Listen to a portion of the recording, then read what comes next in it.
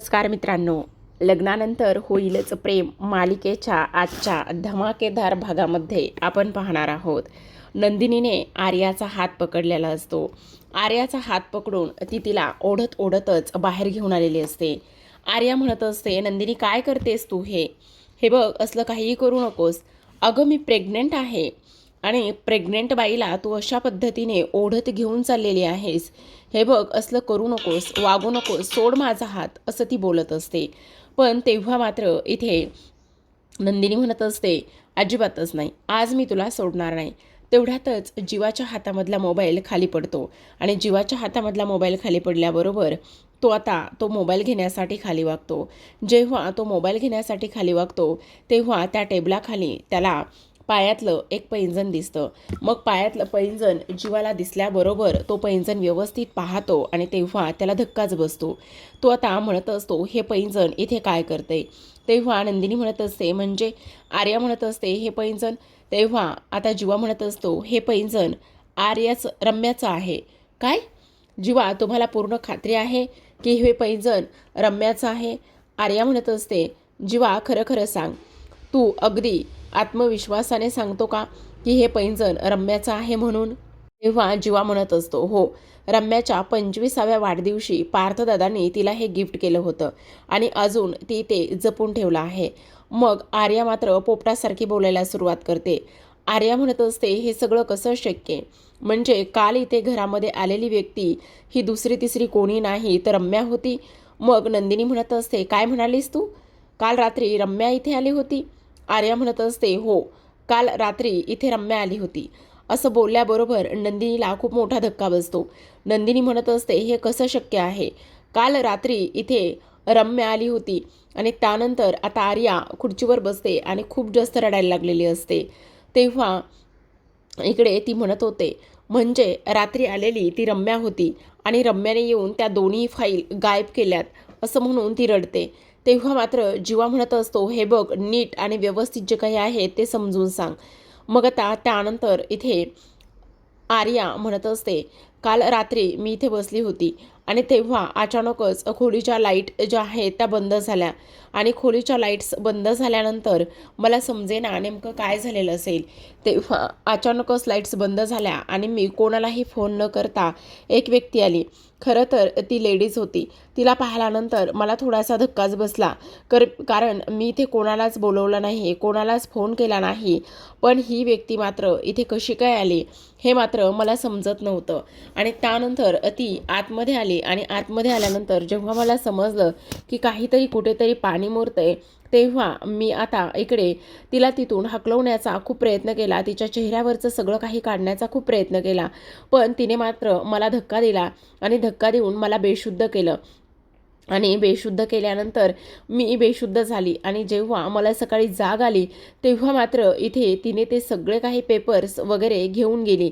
मी इकडे आता सगळं काही तिला थांबवण्याचा वगैरे इथे प्रयत्न केला होता, पण प्रयत्न करून सुद्धा ती मात्र थांबली नाही. मला धक्का दिला आणि ती निघून गेली. आता मात्र जीवा इथे चिडतो आणि म्हणत असतो, ह्या सगळ्या गोष्टी तू आम्हाला अगोदर का नाही सांगितल्या? तेव्हा आता नंदिनी म्हणत असते, एक मिनटं जीवा, एक मिनटं. आर्या, एक मिनटं, मला एक गोष्ट सांग, तू काय म्हणालीस की ती दोन्ही फाईल इथून घेऊन गेली, म्हणजे तू आमच्या खोलीतली सुद्धा फाईल इथे घेऊन आली होतीस? आता जीवा भयंकर चिडलेला असतो. तो म्हणत असतो, अगं, तू असल्या खोटारड्या बाईच्या पोटामध्ये आपण आपलं बाळ वाढवतोय, असल्या खोटारड्या बाईच्या पोटामध्ये आपण आपल्या बाळाला जन्म देणार आहोत, हे कसं शक्य? ह्या सगळ्या गोष्टी अशा होणं कशा शक्य आहेत? अगं, तू कसली बाई आहेस? आज जर तुझ्या पोटामध्ये बाळ नसतं ना तर इथेच तुला कुत्र्यासारखं तुडवलं असतं. मूर्ख आहेस का तू? काय गरज होती तुला चोरी करायची? एक मिनटं, तुला चोरी करून नेमकं सिद्ध काय करायचं होतं? चोरी करून तुला आमचं बाळ आम्हाला द्यायचं नव्हतं का? म्हणून तू ते पेपर चोरलेस का? काय काय सिद्ध काय करायचं होतं तुला? आणि पेपर चोरलेस आणि सरळ सरळ खोटं बोलतेस आर्या तू? अजिबात नाही, मला तुझ्याशी शब्द काय, तुझं थोबाडसुद्धा बघण्याची इच्छा नाही आहे आर्या, असं जीवा चिडतो आणि त्यानंतर आर्याला बरंच काय काय तो सुनावत असतो. आता मात्र ह्या सगळ्या गोष्टी सुनावल्यानंतर इथे नंदिनी जीवाला शांत करण्याचा प्रयत्न करत असते आणि म्हणत असते, जीवा प्लीज तुम्ही शांत व्हा ना, प्लीज मी काय म्हणते एकदा ऐका ऐका ना. आता मात्र जीवा म्हणत असतो, नाही मला नंदिनी काहीच नाही ऐकायचं. त्यानंतर पुन्हा एकदा ही आर्या जीवाकडे येते आणि म्हणत असते, जन्मेजय जन्मेजय प्लीज माझं एकदा ऐकून घे ना. जीवा म्हणत असतो, एक मिनिट, तुझ्या तोंडून माझं नाव सुद्धा काढू नको, समजलं. तू अशा पद्धतीने एवढ्या खालच्या थराला जाऊन वागशील यावर माझा विश्वासच बसत नाही. तू डोक्यावर पडलीस का? असं कोण वागू शकतं? तेव्हा नंदिनी म्हणत असते, जीवा हे सगळं काही बोलण्यापेक्षा ना ती आर्या जर घरी पेपर घेऊन गेली असेल ना, तर तिने पेपर घेऊन घरी गेल्यानंतर काय काय केले काय काय नाही ह्या सगळ्या गोष्टी आपल्याला एकदा पाहाव्या लागतील. जर आर्याने हे सगळं वसवत्त्याला सांगितलेलं असेल आणि वसवत्त्या आणि आर्या ह्या जर आता इकडे ते सगळं घरी सांगणार असतील तर खूप मोठा प्रॉब्लेम होऊ शकतो. आपल्याला काही करून त्या सगळ्या गोष्टींचा आता इकडे ताळमेळ घेतला पाहिजे आणि सगळं शोधून काढलं पाहिजे, असं सुद्धा आता इकडे ती बोलत असते. मग आता इथे जीवा म्हणत असतो, ठीक आहे मी ना ताबडतोब घरी फोन करतो. मग आता तो इकडे ना पार्थदादाला फोन करत असतो, पण पार्थ काही केल्या त्याचा फोन लागत नसतो. मग आता तो म्हणत असतो, पार्थदादाचा फोन लागत नाही, आता काय करायचं. मग त्यानंतर तो अजून एकदा पुन्हा इथे मानिनीला कॉल करत असतो आणि मानिनीसुद्धा अजिबातच फोन उचलत नाही. मग आता मानिनीने फोन नाही उचलल्यामुळे तो म्हणत असतो, आता काय करायचं मला समजत नाही. मानिनीसुद्धा आता इकडे फोन उचलत नाही आहे, आता काय करायचं. मग तो म्हणत असतो, बाबा घरीच आहेत, मी एक काम करतो, बाबांना फोन करतो आणि विचारतो. आणि त्यानंतर तो लगेचच बाबांना फोन करत असतो. आता इथे विक्रम हे घरीच असतात, पेपर वाचत बसलेले असतात. तेव्हा आता इकडे जीवा म्हणत असतो, बाबा तुम्ही घरीच आहात ना. तेव्हा विक्रम म्हणत असतात, हो तर मी घरीच आहे, बोल का काय झालेलं आहे. तेव्हा जीवा म्हणत असतो, काही नाही, आम्ही येतच आहोत घरी, आम्हाला ना घरी येण्यासाठी थोडासा लेट होतोय. बरं ठीक आहे या. बाबा घरी सगळं ओके ना. हो घरी सगळं ओके. का रे का काय झालं. नाही आपलं सहजच विचारलं, बाकी काही नाही. हो घरी सगळं ओके आहे, ये तू लवकर आणि येताना मस्त आईस्क्रीम वगैरे घेऊन या. जीवा म्हणत असतो, हो बाबा आणतो. असं म्हणून आता इकडे तो म्हणत असतो, हो बाबा चालतंय, मी फोन ठेवू का. विक्रम म्हणत असतात, हां फोन ठेव. मग आता इकडे जीवा म्हणत असतो, अजून तरी घरी सगळं काही ठीक आहे, अजून कोणत्याही गोष्टी इथे घरी सांगितल्या नाही आहेत किंवा इथे समजल्यासुद्धा नाही आहेत, असं जीवा बोलू लागतो. आता हे सर्व काही बोलल्यानंतर इथे आर्या रडायला लागलेली असते. पण नंदिनी म्हणत असते, मला एका गोष्टीचा खूप मोठा प्रश्न पडलाय. जर हे सगळं रम्या आणि वसूला कालच रात्री समजले तर त्यांनी मात्र अजून ही सगळी गोष्ट जी आहे ती अशीच कशी ठेवली.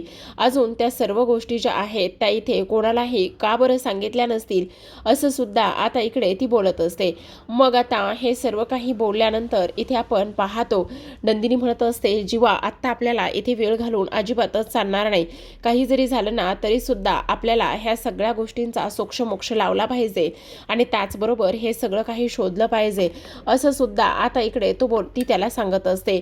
पण मग आता इकडे तो विचार करत असतो, हे सगळं जर अशा पद्धतीने होतंय तर काहीतरी कुठेतरी गंडतंय, पण काय गंडतंय हे मात्र शोधायला पाहिजे. नंदिनी शांत बसून चालणार नाही, काही करून आपल्याला ह्या गोष्टींचा शोध लावला पाहिजे, असं सुद्धा आता इकडे ती बोलत असते. दुसरीकडे आपण पाहतो आता इथे वसू म्हणत असते, अगं रम्या काय करतेस तू हे. तेव्हा रम्या म्हणत असते, हां बोल ना काय झालं. अगं काय झालं सांग ना. मला एक गोष्ट सांग की इथे आता हा बॉम्ब जो आहे तो कधी फोडायचा आहे, नेमकं कधी आणि कधी ह्या सगळ्या गोष्टी चालू करायच्यात. तेव्हा रम्या म्हणत असते, कधी म्हणजे काय. आई गुरुजींनी काय सांगितलं होतं की इथे काही जरी झालं तरी सुद्धा आपल्याला एक काम करायचं आहे आणि ते म्हणजे की इथे आपल्याला हे 16 ऑगस्टच्या रात्रीच म्हणजे 15 ऑगस्टच्या रात्रीच करायचं आहे. मग आता ती वेळ आलेली आहे, जीवा आणि नंदिनी येऊ दे, जीवा आणि नंदिनी आले की मग आपण सगळं काही व्यवस्थित करूया, असे सुद्धा ती आता इथे बोलत असते. दुसरीकडे आपण पाहतो आता पार्थ आणि काव्या हे दोघे जण बाहेर आलेले असतात. जेव्हा ते दोघे जण बाहेर येतात त्यावेळेला मात्र इथे आता पार्थ म्हणत असतो, काही नाही होणार काव्या, सगळं काही व्यवस्थित होणार आहे, काय एवढा विचार करताय, काय एवढं टेन्शन घेताय. तेव्हा मात्र इथे लगेचच जो काही पार्थ आहे तो म्हणत असतो, बाबा काय प्रॉब्लेम झाला आहे तुम्हाला माहिती का. काय झालंय काय. अहो उद्याच्या मेन्स एक्झामचं काव्याला टेन्शन आले. का बरं टेन्शन आले. तेवढ्यातच नंदिनी आलेली असते. नंदिनी म्हणत असते, अरे काव्या तुला टेन्शन आलेलं आहे, का आणि कशामुळे टेन्शन आले? वेडी आहेस का तू? असलं टेन्शन अजिबातच घ्यायचं नाही आहे. अगं इथे त्या मेन्स एक्झामला सुद्धा वाटलं पाहिजे. बापरे! काव्या देशमुख यावेळेच्या एक्झामला आहेत. मग काव्या देशमुख यावेळेच्या एक्झामला आहेत म्हटल्यावर आपण सुद्धा जरा इकडे घाबरलं पाहिजे. हे सगळं काही तुला वाटलं पाहिजे आणि तू कशाला घाबरतेस बरं? तुला घाबरण्याची वगैरे अजिबातच गरज नाही. असं सुद्धा आता इकडे ती त्याला बोलत असते आणि तेव्हा थोडासा हसण्याचा वगैरे विषय झालेला असतो. मग नंदिनी म्हणत असते, हे बघ मला माहिती आहे ना, काही जरी झालं ना तरी तू मात्र इथे पास होणारच आहेस आणि त्याचबरोबर इथे तुला काळजी वगैरे करण्याची अजिबातच गरज नाही. ही गोष्ट मात्र आता तू व्यवस्थित लक्षात ठेव, असं सुद्धा आता इकडे ती तिला सांगत असते. मग ही सगळं काही इथे सांगितल्यानंतर आपण पाहतो की लगेचच इथे ती म्हणत असते, हो तर तेच तर मी तुला सांगण्याचा प्रयत्न करते ना, मग कशाला उगाचच एवढं सगळं हे करते. मग तेवढ्यातच तिथे रम्या आणि वसू ह्या दोघी जणी आलेल्या असतात. मग आता इकडे रम्या आणि वसू ह्या दोघी जणी आल्याबरोबर इथे ती म्हणत असते, हो बाई काव्या, एक वेळा तू पास होशील ग, तू एक्झाममध्ये पासही होशील, मेन्सही देशील तू, पण तुझी बहीण मात्र तिचं काय, मला नाही वाटत तुझी बहीण इथे कोणतीही एक्झाम पास होईल आणि काही होईल म्हणून, कारण इथे ती एक्झाममध्ये नापास झाली आहे किंवा ती नापास होणारच आहे, असं सुद्धा आता इकडे ती बोलत असते. तेव्हा मात्र इकडे आता लगेचच ह्या सगळ्यांना टेन्शन आलेलं असतं. मग आता इथे काव्या म्हणत असते, आत्याबाई काय चाललंय तुमचं? तुम्ही आता पुन्हा माझ्या ताईच्या मागे का लागलेला आहेत? मला माहिती आहे ना, इथे ताई तुम्हाला आवडतच नाही आणि त्यामुळे तुम्ही अशा पद्धतीने तिच्या मागे लागता. हे बघा असलं काही करू नका. काय ह्या सगळ्या गोष्टी करताय? प्लीज शांत बसा ना. तेव्हा वसू म्हणत असते, अगं हे सगळं तू मला सांगते शांत बसायला? मी का शांत बसू? अगं आता शांत बसायची वेळ आली ती नंदिनीची. मग आता इकडे आर्या म्हणत असते, अगं आई तू तिला विचारतेस की सांगतेस का आरोप करतेस? कशाला उगाचच वाट बघतेस? कशाला उगाचच ह्या सगळ्या गोष्टी हे करतेस? जे काही आहे ना ते सगळं काही क्लिअर करून टाक ना. ह्या सगळ्या गोष्टी बोलायची आणि हे सगळं काही करण्याची काहीच गरज नाही आहे. जे काही आहे ते सगळं क्लिअर करून टाक, असं आता इकडे ती बोलत असते. मग आता मात्र इकडे मानिनी म्हणत असते, हे बघा वसुताई प्लीज तुम्ही ना शांत बसा. ह्या सगळ्या गोष्टी बोलण्याची आणि हे सगळं करण्याची अजिबातच ही वेळ नाही आहे, कारण आता मात्र तुम्ही शांत बसणं फार गरजेचं आहे. हे बघा ह्या घरामध्ये माझी एक नाही तर 2-2 सुना प्रेग्नेंट आहेत. तेवढ्यातच आता इकडे विक्रम म्हणत असतात, अगं मानिनी 2-2 काय म्हणते, 3-3 पोरी प्रेग्नेंट आहेत इथे. तेव्हा मानिनी म्हणत असते, हो अगदी बरोबर आहे, 3-3 पोरी इथे प्रेग्नेंट आहेत, त्यामुळे उगाचच तुम्ही अजिबातच ह्या सगळ्या गोष्टी इथे बोलू नका. ह्या सगळ्या गोष्टी बोलून तुम्हाला सिद्ध काय करायचंय? त्यावर आता इकडे विक्रम म्हणत असतात, माहिती आहे ह्यांना ना नंदिनीचा पहिल्यापासूनच राग येतो. आता सुद्धा काय झालेलं असेल, थोडंफार काहीतरी झालेलं असेल, नंदिनी ताईकडून एखादी चूक झालेली असेल आणि त्यामुळे इथे आता वसू हे सगळं काही बोलत असेल. पण एक गोष्ट मी नीट सांगतो, हे बघ आत्या, तुला जे काही बोलायचं आहे ना ते आपण नंतर बोलूया. आत्ता ही सगळी काही बोलण्याची वेळ नाही आहे. प्लीज आत्ता तू शांत बस, असं ते बोलत असतात. पण त्यावर आता इकडे वसू म्हणत असते, अजिबातच नाही, मला बोलायचं आहे तर ते मी आत्ताच बोलणार. काही जरी झालं ना तरीसुद्धा मला शांत बसायचं नाही आहे. आणि आज मात्र इकडे तुम्ही ह्या नंदिनीला इकडे सत्याची पुतळी म्हणताय ना, पण ही नंदिनी कोण आहे? अगं मानिनी, तू ह्या नंदिनीला तुझ्या अंगणातली तुळस म्हणतेस ना, पण तुला असं वाटतं का की ही नंदिनी खरंच तुझ्या अंगणातली तुळस आहे? मग नंदिनी आता इकडे वसूसमोर हात जोडून गयावया करत असते, म्हणत असते, वसुआत्या प्लीज तुम्ही शांत बसा ना. हे सगळं आत्ताही बोलण्याची वेळ नाही आहे. मी तुमच्या पाया पडते, प्लीज शांत बसा ना, प्लीज शांत बसा ना, असं सुद्धा आता इकडे ती बोलत असते. आणि त्यानंतर हे बघा, तुम्हाला जे काही बोलायचं आहे ना ते तुम्ही माझ्यासोबत बोला. हवं तर आपण ना तुमच्या खोलीमध्ये जाऊ आणि खोलीमध्ये गेल्यानंतर ना जे काही आहे ना ते सगळं काही आपण बोलू, पण प्लीज आत्ता नको ना, ह्या सगळ्या गोष्टी आता नाही बोलायच्या मला. प्लीज प्लीज ऐका ना. हे बघा इथे नको सर्वांसमोर, मी तुमच्या पाया पडते, तुम्हाला जे काही बोलायचं आहे ना ते मला तुमच्या खोलीमध्ये नेऊन तुम्ही मला बोला. आता मात्र इकडे विक्रम म्हणत असतात, काय चाललंय हे इथे नंदिनी का तिच्यासमोर हात जोडते? मग आता मात्र काव्यासुद्धा म्हणत असते, ताई तुझं काय चाललंय? तू त्या वसुहत्यासमोर का हात जोडतेस आणि त्यांना गयावया का करतेस? त्यांना इथे ह्या सगळ्या गोष्टी का सांगतेस? हे बघ असलं सांगायची वगैरे काहीच गरज नाही आहे.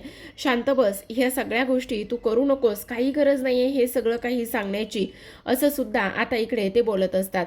आता हे सर्व काही बोलल्यानंतर आपण पाहतो इकडे काव्या उठून उभी राहते आणि म्हणत असते, हे बघा वसवात्या प्लीज तुम्ही शांत बसा आणि तुम्हाला जे काही सांगायचं आहे ना ते तुम्ही एकदा सांगा. तुम्हाला जे काही आहे ना तुमच्या मनामध्ये ते एकदाच होऊन जाऊ दे. आम्ही तुम्हाला काहीच बोलणार नाही. एकदा सांगा आणि सगळं काही रिकामं करा. आता मात्र इकडे वसू म्हणत असते, आज जर मला कोणी कितीही थांबवलं, कितीही काही जरी झालं ना तरीसुद्धा इथे मात्र मी अजिबातच थांबणार नाही आहे. कारण आज मात्र इथे ह्या नंदिनीचा बॉम्ब मी फोडणारच आहे. काही जरी झालं तरी मला कोणी कितीही थांबू द्या, पण मी मात्र अजिबातच थांबणार नाही, असं वसू स्पष्टपणे बोलत असते. आता वसूचं हे सगळं बोलणं त्यामुळे नंदिनीला अजूनच टेन्शन आलेलं असतं. नंदिनी तिला गयावया करत असते की प्लीज तुम्ही आत्ता इथे हे सगळं काही नका बोलू ह्या सगळ्या गोष्टी. इथे आपण दोघी जणी तुमच्या खोलीत जाऊ, तिथे जे काही आहे ते बोला प्लीज. मग आता रम्या म्हणत असते, नंदिनी अगं आत्तापर्यंत तुला तुझ्या बहिणीचा खूप पुळका होता ना, आणि इथे नंदिनी मला एक गोष्ट सांग, हे सगळं तू तुझ्या बहिणीसाठी केलंयस ना?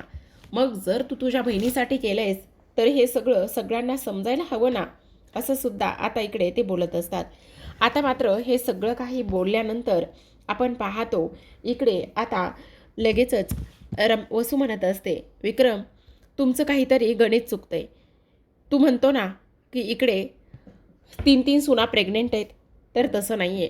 तेव्हा काव्या म्हणत असते, वसवात्या इथे तुमच्यासमोर ज्या 3 मुली प्रेग्नेंट आहेत ना त्या अक्षरशः धनधाकट आहे. तुम्हाला जे काही करायचं आहे ना ते तुम्ही करा. आम्हाला तुमच्या कोणत्याही वागण्यावरून बोलण्यावरून काही फरक पडणार नाही, समजलं? मग आता मात्र इकडे वसू म्हणत असते, अगं काव्या तुझं काहीतरी चुकतंय. कारण तुला सांगू, इथे 3 सुना प्रेग्नेंट नाही आहेत, काउंट चुकतंय, तर इथे 2 जणी प्रेग्नेंट आहेत, असं वसू म्हणत असते. आता वसू हे सगळं काही बोलल्यानंतर सगळेजण मानिनीला गप्प करत असतात, वसूला गप्प करत असतात, पण वसू मात्र अजिबात गप्प होत नसते. तेव्हा काव्या उठून उभी राहते आणि ती म्हणत असते, आर्या काय गं, तू प्रेग्नेंट नाही आहेस आणि तू एवढी मोठी गोष्ट आमच्या सर्वांपासून लपून का ठेवलीस? खरं खरं सांग आर्या, तू प्रेग्नेंट नाही आहेस आणि ही एवढी मोठी गोष्ट तू आमच्यापासून लपवून ठेवलीस, तुला काहीच कसं वाटलं नाही आहे? वसू म्हणत असते, अगं काय करतेस काव्या तू? तेव्हा मात्र इथे रम्यामध्ये पडते आणि म्हणत असते, वा वा वा वा काव्या, काय कॉन्फिडन्स लेवल हाय गं तुझी. म्हणजे तुला असं वाटतं का की आर्या प्रेग्नेंट नसेल आणि तुझी नंदिनीताई प्रेग्नेंट असेल? तुला असं वाटतंच आहे का की तुझी नंदिनीताई प्रेग्नेंट आहेस म्हणून? अगं काव्या, तुझा विश्वासघात केला आहे तुझ्या ताईनं. हो, कारण तुझी ताई प्रेग्नेंट नाहीच आहे. असलं काही बोलू नकोस हां, उगाचच. तेव्हा मात्र इथे आता जीवा म्हणत असतो, हे बघ आत्या, मी काय म्हणतो, जे काही बोलायचं आहे ना ते नंतर बोलूया ना आपण, चल ना खोलीमध्ये, नंतर तिकडे जाऊन बोलूया. पण आता वसू म्हणत असते, नाही, बोलणार तर इथेच सर्वांसमोर बोलणार आहे. तुम्हाला असं वाटतंय ना की नंदिनी कधीच खोटं बोलत नाही? मुळात ह्या नंदिनीच्या पोटामध्ये बाळच नाही आहे, ही नंदिनी प्रेग्नेंटच नाही आहे. आता मात्र इकडे पार्थ म्हणत असतो, वसू आत्या काय बोलतेस, तुला कळतंय का? शांत बस जरा. तेव्हा वसू म्हणत असते, हो अगदी बरोबर बोलते मी. खोटं काय आहे? खोटं काहीच नाही आहे. कारण इथे ही जी काही नंदिनी तुमच्यासमोर खोटं पोट लावून फिरते ना, तिच्या पोटामध्ये बाळच नाही आहे, ती प्रेग्नेंटच नाही आहे. आता नंदिनी रडायला लागते. वसू मात्र सगळ्यांचा विश्वास पटण्यासाठी नंदिनीच्या पोटावर एवढ्या जोराजोरात मारते की काही विचारूच नका. आर्याला रडू कोसळलेलं असतं, तिला धक्का बसलेला असतो. वसू आत्या आता काय करेल? सगळेजण पाहत असतात. विक्रम म्हणत असतात, काय करतेस काय तू हे ताई, बास करता दे सगळं काही सोडून. एवढ्या जोराजोरात पोटावर मारत असते की मानिनीने अक्षरशः तिच्या तोंडावर हात धरलेले असतात. तेव्हा मात्र इकडे आर्या जोरात ओरडते आणि म्हणत असते, गप्प बसा, असं काही करू नका. तेव्हा मात्र इथे वसू म्हणत असते, काय करताय तुम्ही हे? तेव्हा पार्थ म्हणत असतो, अगं आत्या त्रास होईल, तू गप्प बस ग. त्यावेळेला मात्र इकडे काव्या चक्कर येऊन पडणार असते. तेवढ्यात वसू म्हणत असते, अगं एक वेळा काव्या, तुझ्या पोटावर जर मी असं मारलं तर तुला आणि तुझ्या बाळाला कमीत कमी त्रास होऊ शकतो, पण नंदिनीला का त्रास होईल? कारण नंदिनीच्या पोटामध्ये बाळच नाही आहे. अगं ती प्रेग्नेंटच नाही आहे आणि प्रेग्नेंट नसल्यामुळे तिनं तुम्हा सर्वांना फसवलेलं आहे. तुमच्या गोष्टी लक्षात येत आहेत का? नंदिनी तू प्रेग्नेंटच नाही आहेस. असं म्हणून पुन्हा एकदा वसू नंदिनीच्या पोटावर अजून जोराजोरात मारायला लागलेली असते आणि मारत असताना आता नंदिनी रडायला लागलेली असते. सगळेजण चकित होऊनच पाहतात. मग आता इकडे रम्या म्हणत असते, हो, कारण तुम्हाला असं वाटतंय की तुमची नंदिनी प्रेग्नेंट आहे, पण नाही, तुमची नंदिनी ही प्रेग्नेंट नाही आहे. तुमच्या नंदिनीचा पोटामध्ये बाळच नाही आहे. ती खोटं बोलली. अरे, तुम्हाला सांगू का, तुमच्या नंदिनीचं खूप आधीच मिसकॅरेज झालेलं आहे. ही गोष्ट तिने तुम्हा सर्वांपासून लपून ठेवलेली आहे, असं स्पष्टपणे आता इकडे वसू बोलत असते. तर आता प्रेक्षकांनो, आजच्या भागामध्ये एवढंच. उद्याचा भाग पाहायचा असेल तर नक्की चॅनलला सबस्क्राईब करा. उद्याच्या भागामध्ये आपल्याला असं पाहायला मिळतंय की आता मात्र इकडे ह्या सगळ्या गोष्टी होत असताना इथे नंदिनी रडत असते. मग आता इकडे वसू म्हणत असते, हे बघा, ह्या सर्वांनी तुम्हाला फसवले. त्याचबरोबर नंदिनी प्रेग्नेंट नाही आहे. खोटी प्रेग्नेन्सी घेऊन ती इथे सर्वांच्या डोळ्यात धूळ फेकत आहे. या घरामध्ये एक नाही तर फक्त आणि फक्त 2च मुली प्रेग्नेंट आहेत आणि तुमची नंदिनी प्रेग्नेंट नाही आहे, असं सुद्धा आता इकडे ती बोलत असते. मग आता हे सर्व काही बोलल्यानंतर मानिनीला प्रचंड राग येतो. मानिनीला प्रचंड राग आल्यानंतर आता मात्र इकडे ही जी काही मानिनी आहे, ती मानिनी मात्र आता नंदिनीसमोर जाते. नंदिनीसमोर गेल्यानंतर आता मानिनी मात्र आता इकडे नंदिनीच्या कानाखाली वाजवत असते. जेव्हा नंदिनीच्या ती कानाखाली वाजवते, त्यावेळेला मात्र इकडे आता सगळ्यांना धक्का बसलेला असतो. सगळेजण चकित होत असतात. ह्या सगळ्या गोष्टींची शिक्षा एकट्या नंदिनीला का? जीवासुद्धा तेवढ्याच ह्या सगळ्या गोष्टीमध्ये सहभागी असतो. कारण जीवासाठी नंदिनीने एवढं मोठं बलिदान दिलंय, त्यामध्ये काव्यासुद्धा आहे. बहिणीसाठी तिने ह्या सगळ्या गोष्टी सहन केल्यात, पण आज मात्र मानिनीने नंदिनीचं थोबाड फोडलेलं असतं. तर प्रेक्षकांनो, अशाच नवनवीन मालिकांचे अपडेट्स आणि रिव्ह्यू जाणून घ्यायचे असतील, पाहायचे असतील तर नक्की चॅनलला सबस्क्राईब करा आणि पाहत राहा लग्नानंतर होईलच प्रेम. भेटूया उद्याच्या भागासोबत. तोपर्यंत धन्यवाद.